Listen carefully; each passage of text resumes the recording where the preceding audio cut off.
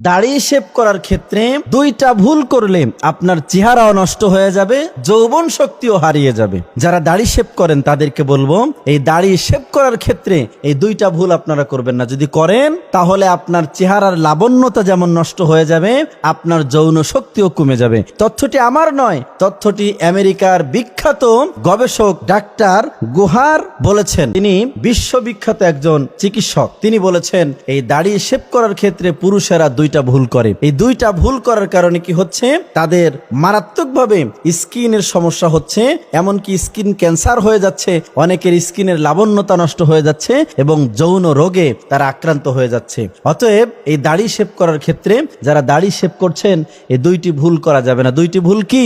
প্রথম নাম্বার ভুল হচ্ছে দাড়ি শেভ করার ক্ষেত্রে সেলুনে গিয়ে আমরা যারা দাড়ি শেভ করি, এই দাড়ি শেভ করার পরে দিক দিয়ে টানার কারণে এই গোড়াটা ফেটে যাচ্ছে।